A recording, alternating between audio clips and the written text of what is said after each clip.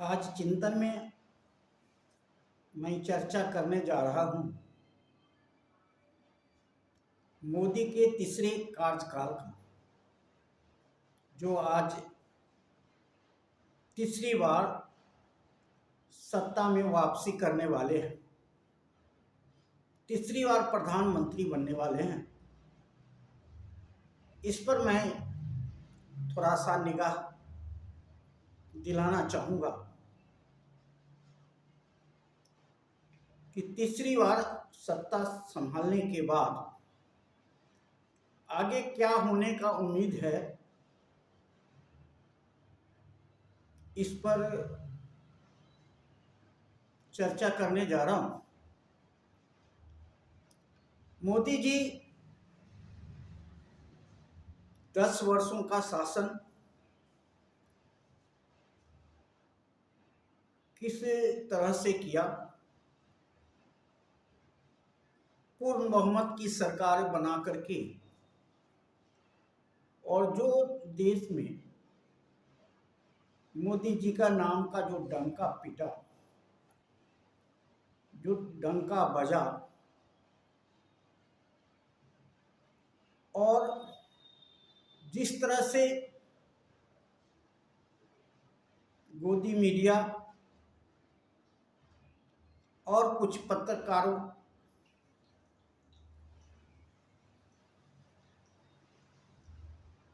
और देश का कुछ अंधभक्त मोदी को जिस प्रकार से गुणगान किया, मोदी की गारंटी, मोदी का सब कुछ, मोदी का सारे नाम पर जो भी काम का श्रेय मोदी के नाम पे गया, मोदी ही सब कुछ, मोदी ही चौकीदार, मोदी ही नौकर, मोदी ही भगवान। ये अंधभक्तों ने मोदी के नाम को जिस तरह से गोदी मीडिया ने उठाने का काम किया, मोदी को पूरी दुनिया में पहचान देने का काम किया गया। जिस तरह से आज तक गोदी मीडिया और अंधभक्तों ने यह सब करते आया, उसका मिटने का तीसरा काल मोदी का शुरू हो गया है। जो भी अभी तक मोदी ने कमाया था, मीडिया में या गोदी मीडिया में या अंधभक्तों के द्वारा,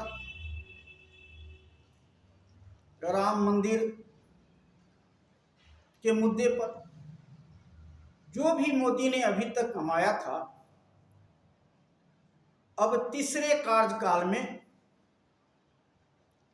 अब सब समाप्त होने वाला है, ऐसा हमें अंदेशा लग रहा है। अब मोदी के लिए तीसरा कार्यकाल बहुत मुश्किल भरा होगा, और नीचे के तरफ जाएंगे। जगह जगह पर मोदी को वह झेलना पड़ेगा जो अभी तक मोदी के नाम पर करते आ रहे हैं।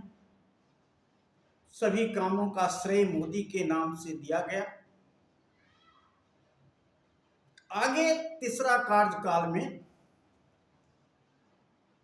आरएसएस मोदी से किनारा करने वाला है, यह भी संकेत दिखाई पड़ रहा है। किनारा करने का मतलब है मोदी जी और आरएसएस के बीच दूरियां जिस तरह से बढ़ती जा रही है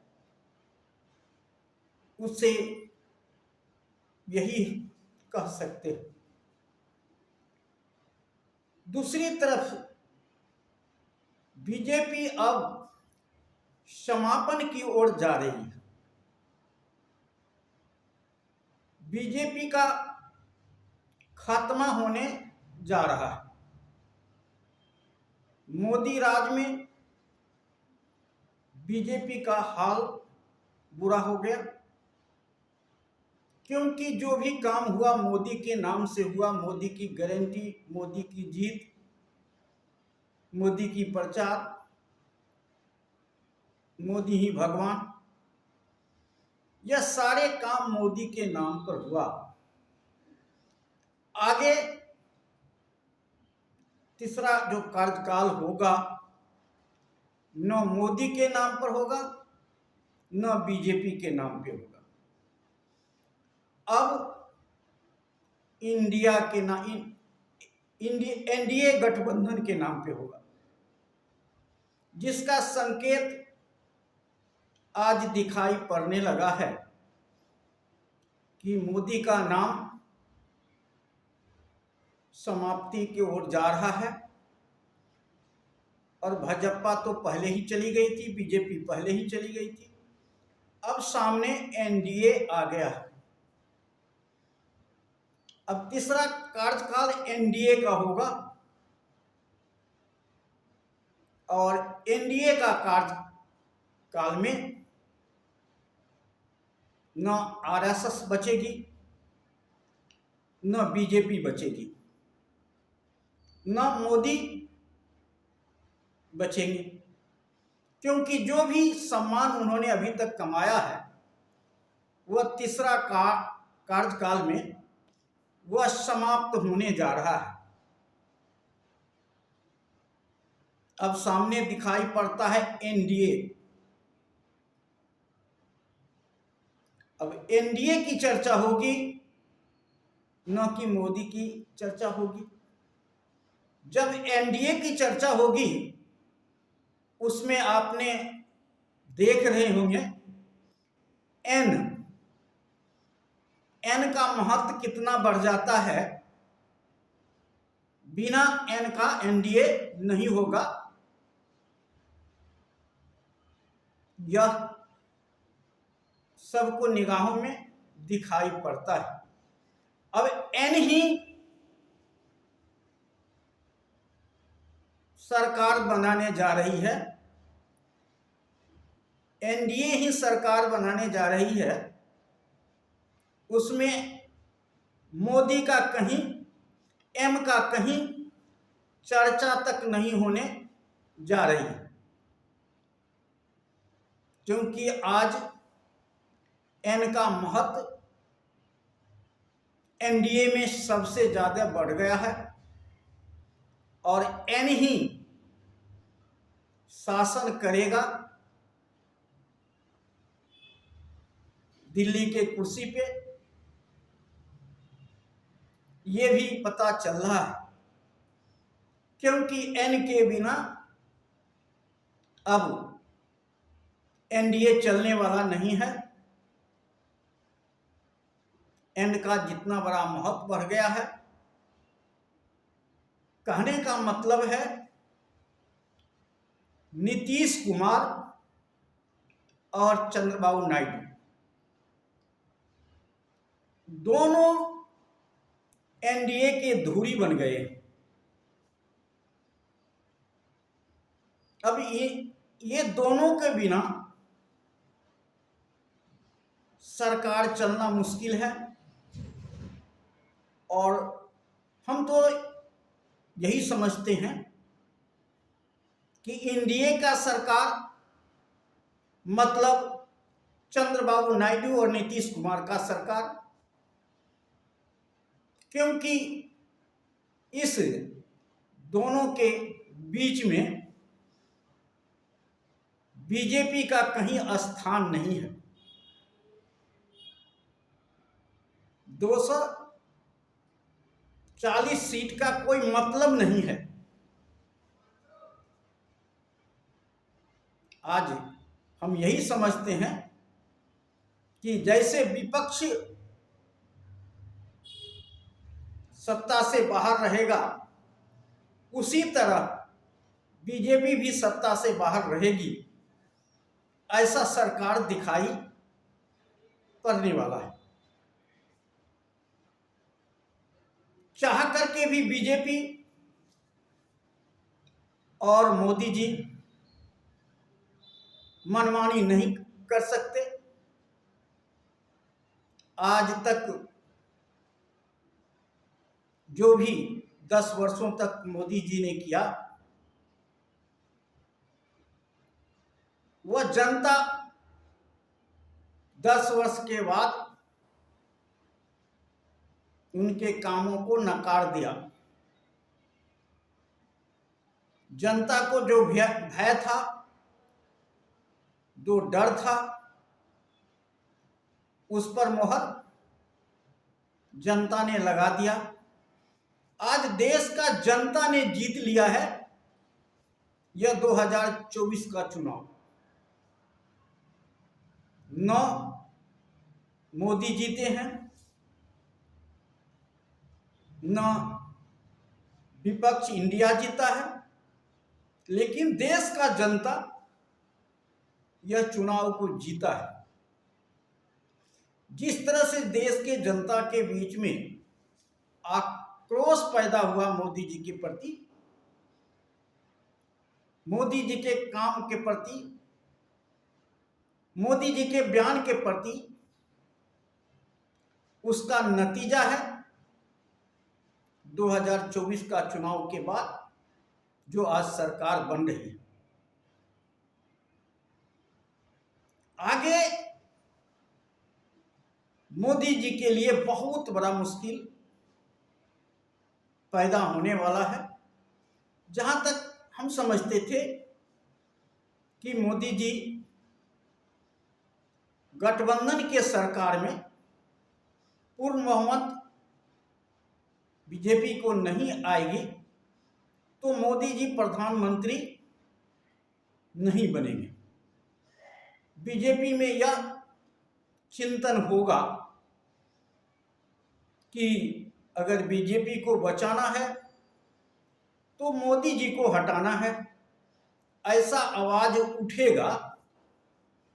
लेकिन शायद ऐसा आवाज मोदी जी के सामने उठाने वाला कोई नहीं है, बीजेपी को बचाने वाला कोई नहीं है। इससे साबित होता है कि आज तक मोदी जी तानाशाह राजा के तरह ही सरकार चलाने का कोशिश कर रहे थे, और आज भी उसका परिणाम देखने को मिलता है।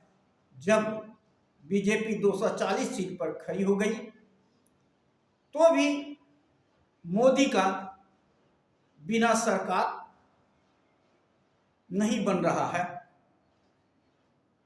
और बीजेपी को बचाने की कोई कोशिश नहीं हो रही है। इंडिया गठबंधन तो चाह ही रहा है कि बीजेपी का वही हाल हो जो एक दिन कांग्रेस का हुआ था।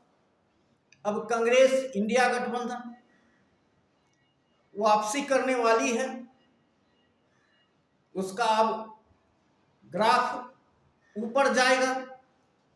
जब राज्य की चुनाव आएगा तो इसका नतीजा भी सामने दिखने लगेगा कि इंडिया गठबंधन का प्रदर्शन अच्छा होने वाला है, और धीरे धीरे मोदी जी का नाम अस्त होता चला जाएगा। उनका जो भी कमाया हुआ धन था वह समाप्त हो जाएगा, जो कमाया हुआ सम्मान था वो भी अब नीचे की तरफ चलता जाएगा, ऐसा हम उम्मीद कर रहे हैं। गठबंधन के अंदर में मोदी जी सरकार चला पाएंगे यह हमें मुश्किल था लग रहा है, और देश का जनता को भी शंका हो रही है कि जिस तरह से मोदी जी ने विपक्ष को दबाने का, विपक्ष को मिटाने का और 50 साल तक सरकार में रहने का जो सपना देखा था, उसका नतीजा अब मोदी जी को मिलने वाला है। और यह 24 का जो भी सरकार बनेगी वो जनता के लिए फायदे की सरकार होगी, जनता के लिए अच्छी सरकार होगी, ऐसा हम उम्मीद कर रहे हैं। चाहे एनडीए के सरकार बने, चाहे इंडिया का सरकार बने, दोनों सरकार जनता के हित के लिए होगी, यह हम आशा कर रहे हैं। और इसी आशा के साथ आज इतना ही। जय हिंद, जय भारत।